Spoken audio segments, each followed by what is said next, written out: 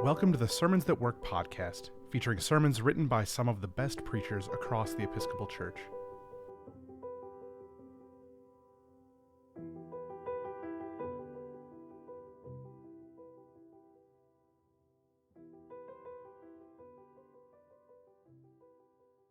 Today's sermon is for the third Sunday in Lent, Year A, and is titled, Our Common Humanity.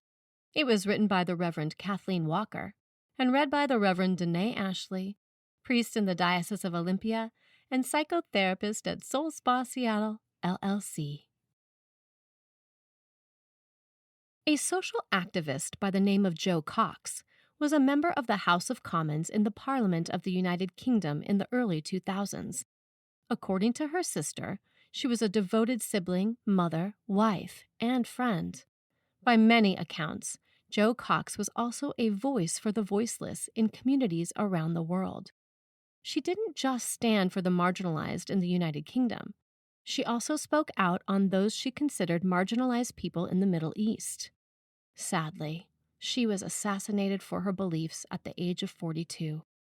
Her vocation was driven by one simple belief: we are far more united and have more in common than that which divides us.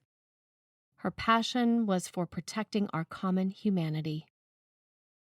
In this third week of Lent, the Gospel lesson provides a beautiful illustration of what it means to discover our common humanity. Jesus is camped out by a well in a Samaritan city called Sychar. The disciples have gone into town to find food for the rabbi and his followers. A Samaritan woman approaches the well, and immediately Jesus asks for a drink of water. It is fair to assume that the Samaritan woman might have been unnerved by the request, because Jews and Samaritans typically did not speak to one another, as Samaritans were marginalized people in that region.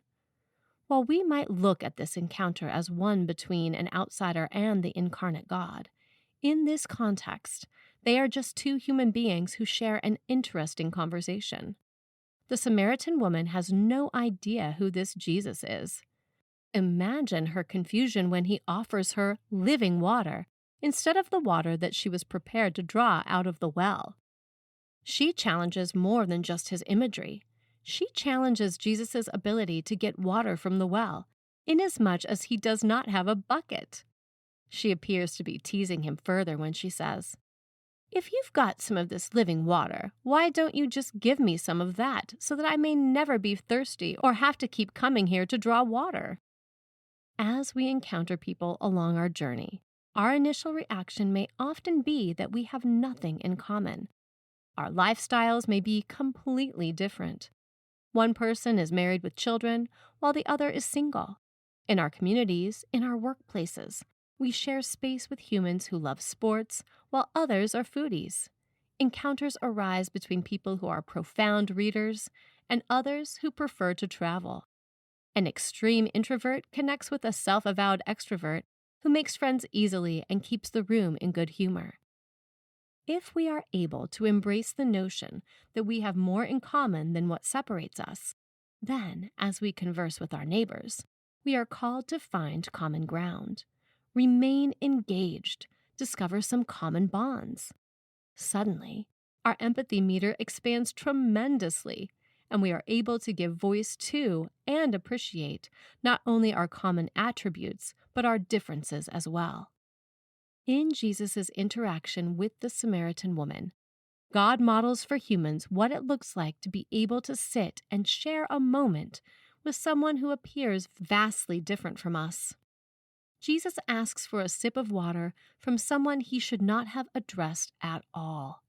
And in that, Jesus shows the world what it looks like when we cast aside the labels imposed by societal norms and look into the heart of another human being to connect on a personal level. The Samaritan woman did not know Jesus and was understandably hesitant about sharing too much of herself. He tells her to go and get her husband. And she quietly says, "I have no husband." Jesus knows the rest of her story, so in this case he tells her her own story, readily pointing out that she has had 5 husbands. Suddenly, the Samaritan woman has a revelation. "Sir, I see that you are a prophet. This story is a sign of what can happen when we truly see each other. During the season of Lent, this time of renewal, we have an opportunity to seek the image of God in one another. In the midst of the hustle and bustle of life, it becomes too easy to rush past other people and not see each other at all. But in Lent, we are encouraged to slow down and to become present. One of the greatest gifts that Jesus offered the Samaritan woman was presence. He saw her, not her community or her reputation. She was not used to Jewish people connecting with Samaritans. From her response, we can see clearly that it was unusual for her to interact with those outside of her community. Yet, Jesus reminds us that we have so much more in common than that which separates us. Empowered with that knowledge, move forward, sharing your love of God with others and showing what it is to be God's disciple. You may recall another biblical story about a Samaritan in the 10th chapter of Luke. We read in a parable that Jesus told that the Samaritan was the one person willing to stop and assist an injured man. Through these encounters with and stories about Samaritans, Jesus offers examples of how we recognize the love and light present in the other. Your own light shines brightest when you are able to see your neighbor clearly. God tells us that we are light and love when we offer each other a drink of water, both from the well and from the living water given to us at baptism. God asks us not to run away from such moments, not to pass by these opportunities, but rather to embrace them. As one of God's chosen people, you are called to share the light of love with all on your path. The woman Jesus met and spoke with at the well overflowed, not with water, but with newness of life. She ran back to her neighbors and friends to tell them what she had seen and to beg them to come and see this man who knew so much about her. It's remarkable that with one simple conversation, this woman discovered the truth of who Jesus was. She could see him, while the disciples he was traveling with were still uncertain about Jesus and the fullness of his identity. By now, the disciples have seen Jesus' work and witnessed miracles that the Samaritan woman has never seen. In spite of that, they are struggling with Jesus' full identity. They don't yet understand what Jesus means when he says to the disciples, "My food is to do the will of him who sent me and to complete his work." To do the will of God is our challenge, beloved.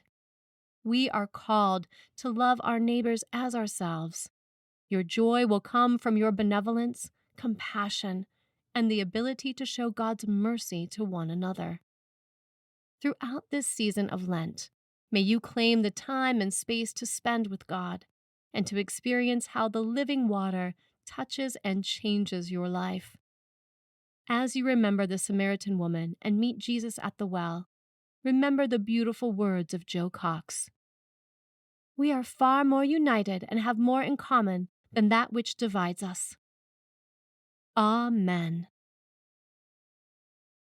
The Reverend Kathleen Walker joined the staff of the Episcopal Diocese of North Carolina in February 2020 to focus on the continuity and vitality of the dozen Black congregations. The history of the African American tradition in North Carolina is rich and profound. It is important to weave their diversity into a closer bond of inclusion with other parishes and the diocese. The goal is to ensure all predominantly Black congregations have the best opportunity to make the fullest use of the resources of their parishes, partnerships, and the diocese. Currently, there are 11 active African American congregations in the diocese, and one historical church that is in process of redevelopment. Canon Walker is passionate about sustaining and supporting Black communities in the context of the Episcopal Church. Canon Walker graduated from Virginia Theological Seminary in 2018. She is currently president of the Alumni Association Executive Committee. She has dedicated many years to the cause of social and racial justice. Reverend Walker is committed to fulfilling the diocese's priority of becoming beloved community As we work through racial reckoning, justice, and healing, she is also president of the Right Reverend Michael B. Curry chapter of the Union of Black Episcopalians.